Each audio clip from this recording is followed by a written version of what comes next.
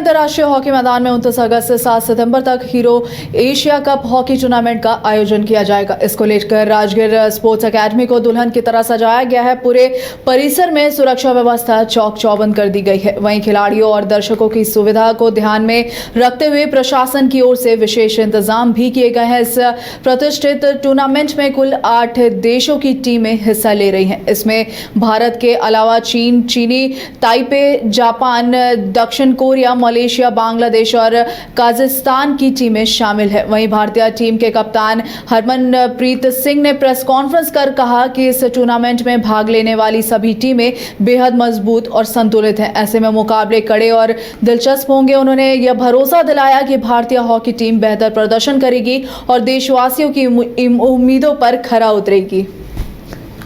Point pressure कह सकते हैं आप इसको, रैंकिंग प्रेशर कह सकते हो आप उसको। ये होता है ऑफकोर्स जब हम ओपोनेंट के साथ भी खेलते हैं तो ऑफकोर्स एक माइंड में रहता है कि अच्छी टीम है, उसको हमें कैसे कंपटीशन देना है, एक अलग माइंड सेट रहता है। बट वो वही से चीज़ जैसे मैंने पहले भी क्लियर किया कि जहाँ पे अगर रैंकिंग वाइज देखें हमारी टीम सबसे ऊपर है एशियन टीम में, तो हमारा जो सेम माइंडसेट रहेगा। मैं यही बोलना चाहूँगा कि हम कहीं से भी कोई भी छोटी सी मिस्टेक नहीं करना चाहते, कोई भी लैग नहीं करना चाहते। पॉइंट प्रेशर कह सकते हैं आप इसको, रैंकिंग प्रेशर कह सकते हो आप उसको। ये होता है ऑफकोर्स जब हम ओपोनेंट के साथ भी खेलते हैं तो ऑफकोर्स एक माइंड में रहता है कि अच्छी टीम है, उसको हमें कैसे कंपटीशन देना है, एक अलग माइंड सेट रहता है। बट वो वही से चीज़ जैसे मैंने पहले भी क्लियर किया कि जहाँ पे अगर रैंकिंग वाइज देखें हमारी टीम सबसे ऊपर है एशियन टीम में, तो हमारा जो सेम माइंडसेट रहेगा। मैं यही बोलना चाहूँगा कि हम कहीं से भी कोई भी छोटी सी मिस्टेक नहीं करना चाहते, कोई भी लैग नहीं करना चाहते।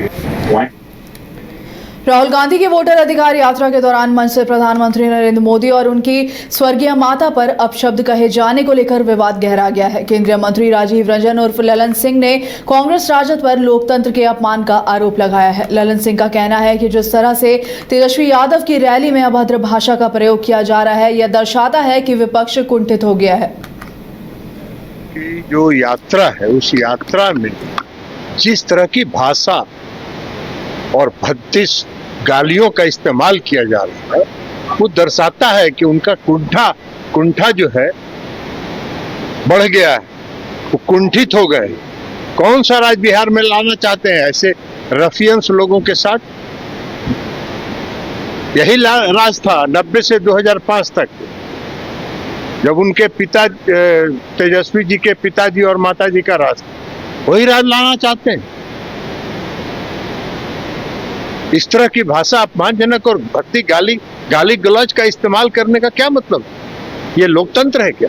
यही लोकतंत्र में होता है। प्रधानमंत्री को गाली दे रहे हैं, तो ये आपका जो कुंठा है वो कुंठा चरम पर है।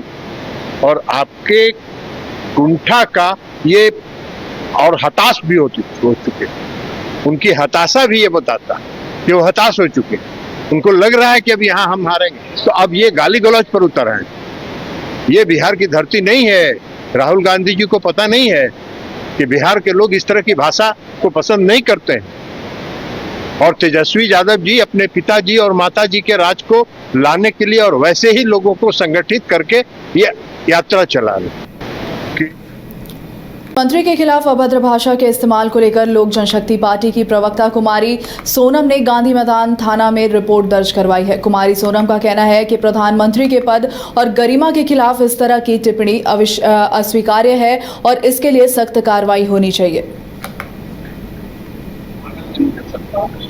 गठबंधन का पूरा एक फैशन और ट्रेंड बन गया है कि लगातार उन्होंने स्टालिन हो या रेड्डी हो, रेवंत रेड्डी हो, जिन्होंने बिहारियों को गाली दिया, जिन्होंने बिहार को अपमानित किया, वैसे लोगों को जब बिहार में वो लेकर के आ रहे हैं तो उसका नतीजा है कि उनके जो कार्यकर्ता है वो शह पाते हैं और आज प्रधानमंत्री को गाली देने का काम करते हैं। इसलिए भारतीय जनता पार्टी पूरी तरह से इसकी निंदा करती है। देखा होगा कि अभी कुछ दिन 2-3 दिन पहले जो कार्यक्रम हुआ था सीतामढ़ी में, इंडिया गठबंधन के द्वारा जो कार्यक्रम किया गया था, जिसमें तेजस्वी यादव व कांग्रेस पार्टी के सुप्रीमो राहुल गांधी जी मौजूद थे। उनकी उपस्थिति में माननीय देश के प्रधानमंत्री नरेंद्र मोदी जी के ऊपर जो टिप्पणी की गई थी, जो अभद्र टिप्पणी की गई थी, वो बिहार के लिए बहुत ही शर्मनाक घटना है। और बिहार की महिलाएं व बिहार के नागरिक होने के नाते यहाँ के सभी लोग इस घटना से बहुत आहत हुए हैं।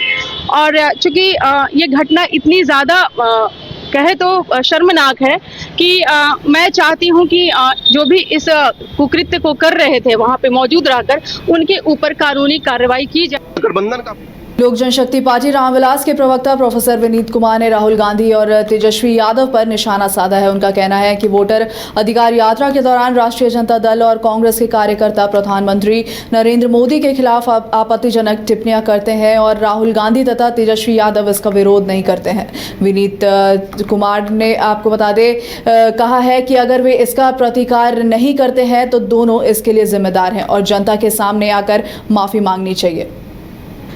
2024 के लोकसभा चुनाव में ऐसी भाषाओं का प्रयोग किया गया था हमारे नेता के बारे में भी, और तो और जो कांग्रेस जो है, हमारे जो पूर्वज हैं, जो स्वतंत्रता सेनानी रहे हैं, याद कीजिए वीर सावरकर के बारे में उन्होंने क्या कहा था, जिससे कारण इनको की माफ़ी मांगनी पड़ी थी। तो ये इनकी फितरत है, ये इनकी आदत है, और ये आदत ऐसी है कि अपने आप को राजा समझते हैं और सामान्य लोग को प्रजा से भी नीचे समझते हैं, इसलिए ऐसी भाषा का प्रयोग कर रहे हैं। जो व्यक्ति हमारा 140 करोड़ लोगों का प्रधानमंत्री है, संवैधानिक तरीके से चुना हुआ व्यक्ति है, विश्व का सबसे लोकप्रिय नेता है, उसके बारे में अगर आप ऐसी बात करते हैं, आपके कार्यकर्ता आपके मंच से बात करते हैं और आप उसका प्रतिकार नहीं करते हैं, तो उसके दोषी आप भी हैं और उससे बड़े दोषी आप भी हैं। राहुल गांधी को, तेजस्वी यादव को सार्वजनिक रूप से, सार्वजनिक मंच से मोदी जी से और हम सब से माफी मांगनी चाहिए। 2024 के लोकसभा चुनाव में ऐसी भाषाओं का प्रयोग किया गया था हमारे नेता के बारे में भी, और तो और जो कांग्रेस जो है, हमारे जो पूर्वज हैं, जो स्वतंत्रता सेना। वोटर अधिकार यात्रा का काफिला आज पूर्वी चंपारण पहुंचा। यात्रा ढाका में रुकी, जहां गठबंधन के नेताओं ने एक प्रेस कॉन्फ्रेंस किया। मीडिया को संबोधित करते कांग्रेस नेता पवन खेड़ा और राजद नेता संजय यादव ने भाजपा पर जमकर हमला बोला है। आज सीतामढ़ी में राहुल गांधी ने माता जानकी के मंदिर में पूजा की, वहीं बाहर खड़े लोगों ने जय श्री राम का नारा लगाया। राहुल के आपको बता दें, अयोध्या स्थित राम मंदिर नहीं जाने और जानकी मंदिर आने को लेकर सवाल पूछे जाने पर पवन खेड़ा ने कहा, भगवान को बांटने का काम सिर्फ भाजपा वाले ही कर सकते हैं, दूसरा कोई नहीं। बिहार में आतंकी प्रवेश करने के मामले पर राजद नेता संजय यादव ने कहा कि देश के बॉर्डर की सुरक्षा का जिम्मा भारत के गृह मंत्री के पास है, उन्हें जवाब देना चाहिए। पिछले 11 साल हर महीने एक नया मुद्दा खड़ा करने की कोशिश की, एक नया विवाद पैदा करने की कोशिश की, त्यागता की उनकी विफलताओं से, उनकी चोरी से लोगों का ध्यान हट जाए। आपको याद होगा 2024 के लोकसभा चुनाव में हम सबको, आप सबको बिजी रखने की कोशिश की। देखो साहब, भैंस चुरा रहे हैं, भैंस नहीं चुरा रहे थे हम लोग, ये लोग वोट चुरा रहे थे। तो अब लोग इनकी बातों में नहीं आ रहे।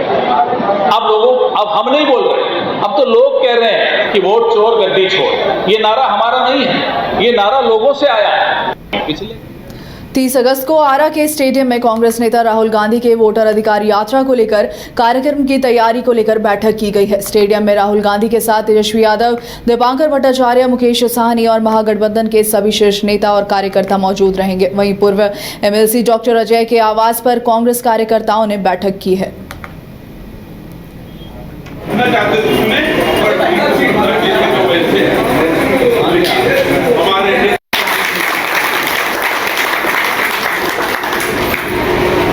सबसे पार्टी गाड़ी है, पार्टी गाड़ी के बाद रेल गाड़ी है। गया जिले के नक्सल प्रभावित इमामगंज थाना क्षेत्र में सुरक्षा बलों को बड़ी सफलता मिली है। एसटीएफ और जिला पुलिस ने संयुक्त अभियान चलाकर नक्सलियों के ठिकाने पर छापेमारी की है, जहां झाड़ियों और पत्थरों के बीच छुपाकर रखे गए AK-47 राइफल और 175 जिंदा कारतूस बरामद किए गए। गया एसएसपी आनंद कुमार को गुप्त सूचना मिली थी कि इमामगंज थाना अंतर्गत फतेहपुर, पाकरडी और लंगुराही के जंगल में नक्सली गतिविधियां बढ़ रही है। इसके बाद एसडीपीओ इमामगंज और एसटीएफ की विशेष टीम गठित कर छापेमारी अभियान शुरू किया गया। लगातार नक्सल और अपराधियों के विरुद्ध लगातार कड़ी कार्रवाई कर रही है। इसी कड़ी में हमें सूचना प्राप्त हुआ कि इमामगंज थाना क्षेत्र के अंतर्गत पाकड़डीह के पहाड़ी और जंगली क्षेत्र जो में नक्सलियों के द्वारा आर्म्स और एमुनेशन गोली इत्यादि को जब्त किया गया है, छुपा कर रखा गया है। इसकी सूचना वरीय पुलिस अधीक्षक को दी गई है और उनके दिशा निर्देशन पर एसटीएफ और जिला पुलिस इमामगंज थाना के संयुक्त रूप से इसमें जो छापामारी किया गया और उन सभी पहाड़ी क्षेत्रों को DSMD टेक्नोलॉजी के साथ हम लोग सघन रूप से जांच किए और जांच के क्रम में हमें जो उस पहाड़ी क्षेत्र में पाकड़डीह के उस क्षेत्र में हमें AK-47 के 175 राउंड यानी गोलियां बरामद हुई है, जो लाइव स्थिति में है, जिसकी जांच कराई जाएगी। लगातार नक्सल और जनसुराज की सभा में मंगलवार को ऐसा हंगामा हुआ जिसने माहौल गर्मा दिया है। मुफस्सल थाना क्षेत्र के भुसंडा खेल मैदान में प्रशांत किशोर की सभा शुरू होने से पहले ही राजद समर्थक बताए जा रहे युवकों ने जमकर बवाल काटा है। झंडे लहराए, पोस्टर फाड़े और कुछ को आग तक के हवाले कर दिया। माहौल इतना बिगड़ा कि पुलिस को एक युवक को हिरासत में लेना पड़ा है। DSP SK पांडे और इंस्पेक्टर SK द्विवेदी दल बल के साथ मौके पर डटे तो उपद्रवी मैदान खिसक गए, लेकिन 1.5 घंटे तक अफरा तफरी बनी रही। सभा शाम 4 बजे होनी थी, मगर प्रशांत किशोर करीब 2.5 घंटे लेट पहुंचे। फिर आपको बता दें, चीर परिचित तकल अंदाज के में उन्होंने माइक संभाला और भाजपा, राजद, कांग्रेस तीनों पर निशाना साधा है। कहा कि लालटेन है पर तेल नहीं, केंद्र सरकार के पास युवा है पर रोजगार नहीं। बिहार से रोजगार छीनकर फैक्ट्रियां गुजरात में लगाई जा रही है। राहुल तेजस्वी बिहारियों को गाली देने वालों को लेकर घूम रहे हैं। उन्होंने नीतीश सरकार को भी आड़े हाथ लिया है, जहां उन्होंने बोला है कि इतना शानदार काम किया है कि अब जनता मंत्रियों को दौड़ा दौड़ा कर खदेड़ रही है। शांति से क्या कहना चाहते हैं? क्या तीसरा विकल्प है? हाँ, तीसरा विकल्प से पहला विकल्प भी हो सकते हैं। बिहार में बदलाव के लिए वो तो पहला ही विकल्प है। बिहार के लोगों को सोचना चाहिए कि बिहार में बदलाव चाहिए कि नहीं चाहिए। आज की सभा में क्या क्या बातें की युवाओं के लिए? युवाओं के लिए तो वो हमेशा से कहते रहे हैं कि शिक्षा और रोजगार, शिक्षा, अच्छा शिक्षा व्यवस्था, रोजगार का अच्छा व्यवस्था। जो आज पलायन करके जा रहे हैं बाहर स्टेट में हमारे के यहाँ के लोग, वो हमारे यहाँ रहेंगे, अपने परिवार के साथ त्योहार मनाएंगे और यहाँ का पैसा यहीं रहेगा, यहीं में रोटेशन करेगा। तो ये अच्छा बात है ना बिहार के लिए। प्रशांत किशोर की सभा का उद्देश्य यही था, बिहार में जो पलायन है, जो मजदूरी हो रहा है, उसको कैसे रोका जाए और यहाँ पर किस तरह से रोजगार सृजित किया जाए, जिस यहाँ के बच्चे को बिहार से बाहर जाने की आवश्यकता ना पड़े। 10 से 12 हजार रुपये के लिए जो लोग दिल्ली, बम्बे ट्रेन पर भाकड़ी बेल की तरह जाते हैं, उस व्यवस्था को बदलने के लिए प्रशांत जो है सभा में आए। देखिए, माननीय प्रशांत जी का जो भाषण हुआ, वास्तविक जिस तरह से लोग जुटे हुए थे और जो उनका भाषण चला, लोगों में बदलाव का लहर उठा हुआ है। हम लोग गांव देहात में भी घूम के देख रहे हैं। इनके सभा में आरजेडी का नारा भी लगा, पोस्टर भी बैनर फाड़ दिया गया, क्या वजह क्या थी? देखिए, इसका वजह कुछ नहीं है। विपक्ष वालों को कलेजा फट रहा है। जिस तरह से माननीय प्रशांत जी को बिहार बदलाव का जुनून सवार है। शांति से क्या कहना चाहते हैं? क्या तीसरा विकल्प है? हाँ, तीसरा विकल्प से पहला विकल्प भी हो सकते हैं। बिहार में बस